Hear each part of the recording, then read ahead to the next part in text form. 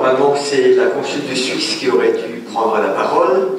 Je me substitue à elle et j'espère vous donner une bonne image de la Suisse, parce que la Suisse a beaucoup acheté des bases adresses. Je vais d'abord vous entretenir de quelque chose qui vous paraît peut-être évident, mais peut-être que vous n'avez pas encore pris conscience. Vous savez qu'avant 1648, le traité de Westphalie, l'Alsace était à nous. Donc j'ai emmené mon ordinateur portable, voici la carte de l'Alsace et de l'Allemagne. Voici l'Allemagne. Où se trouve l'Alsace? L'Alsace se trouve ici. Lorsque l'Alsace est allemande, l'Alsace est au sud. C'est un midi pour les Allemands. Autrement dit, c'est comme si c'était Marseille. Donc, s'il y a des histoires au Racing Club de Strasbourg, comme à l'Olympique de Marseille, c'est normal.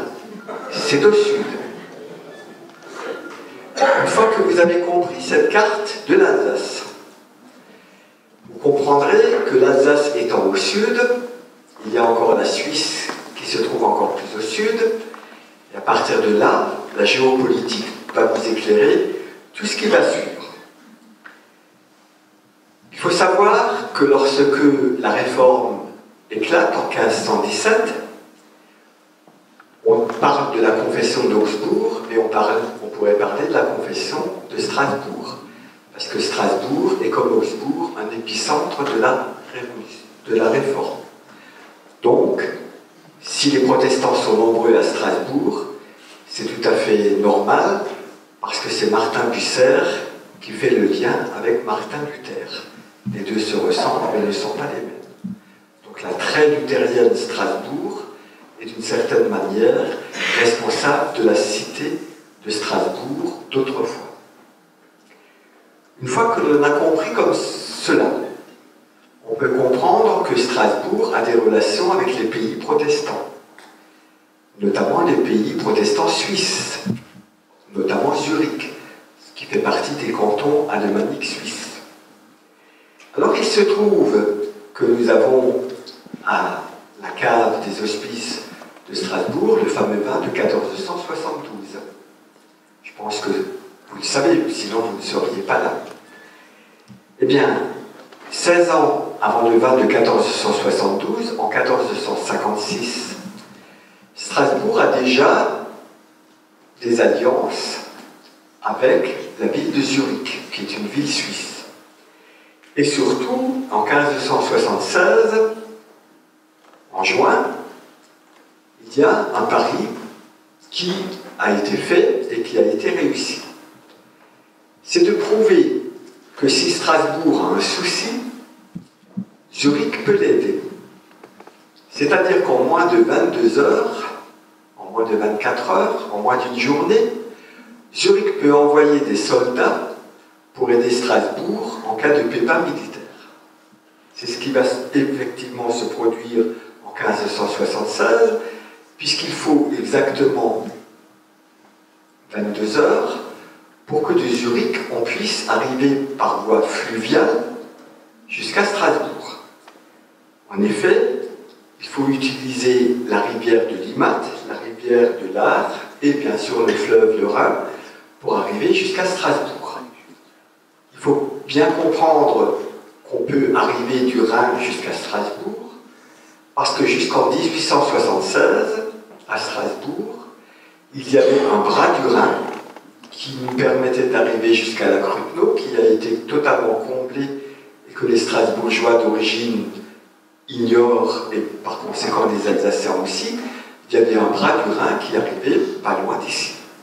Donc, pas loin d'ici, c'est-à-dire à proximité de l'ancienne douane, ou de la douane actuelle.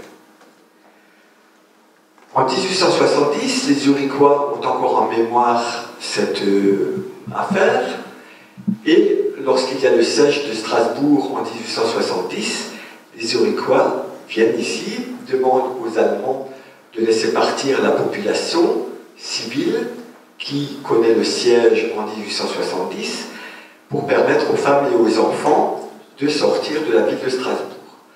Les Zurichois proposent 5000 laissez-passer, les Allemands en accordent 1100, mais il y a 1100 personnes, femmes et enfants, qui sortent du siège de Strasbourg et qui peuvent se mettre à l'abri. J'évoque donc Zurich, et donc à la place de la consul de Suisse, qui est une dame absolument extraordinaire, je me permets aussi de vous rappeler qu'il y a depuis tout temps des relations entre Strasbourg, le vin d'Alsace et Zurich ou la Suisse. Je rappelle qu'à Zurich, il y a des vignobles, mais ce n'est pas parce qu'à Zurich, il y a des vignobles que les Suisses, eh bien, n'achètent pas des vins qui viennent du Tyrol, du nord de l'Italie, et surtout qui n'achètent pas du vin d'Alsace, c'est-à-dire du sud de l'Empire allemand. Et donc, nous avons à Zurich un caveau qui s'appelle Zum Elsässer. Et Zum Elsässer est un caveau qui vend des vins d'Alsace. Donc, depuis toujours, les vins de Suisse étaient vendus en Alsace. Et donc à Geberschwir, et donc à Vöcklingshofen, et donc à Obermanschwil, et donc à Guebwiller, on vendait du vin en Suisse, aussi bizarre que cela paraisse. Et donc, dans cette chose absolument extraordinaire, la Suisse a eu une importance absolument fondamentale pour l'Alsace. C'est pour cette raison que la consul de Suisse a été invitée. Donc, parmi les débouchés des vins d'Alsace, il n'y avait pas seulement la voie du Nord, là où on ne buvait que de la bière à Hambourg, ou en Scandinavie, ou en Pologne, ou en Russie, il y avait la Suisse. La Suisse était l'un des acheteurs principaux des vins d'Alsace. Et donc en Suisse, il y avait toujours le problème, à savoir est-ce qu'on va acheter des vins d'Alsace, ou au contraire, ne va-t-on pas vendre des vins d'Alsace par souci de protectionnisme et de donner la place à des vins d'Alsace. Donc ce petit rappel historique, que j'imagine que pas beaucoup d'entre vous ne connaissaient, c'est pour vous rappeler que dans viticulture, il y a culture. C'est-à-dire que dans le vin, c'est le seul produit dont on peut parler de culture, alors que le matin, quand vous prenez un litre de lait, qui pourtant est bon pour la santé, il n'y a rien à dire sur un litre de lait.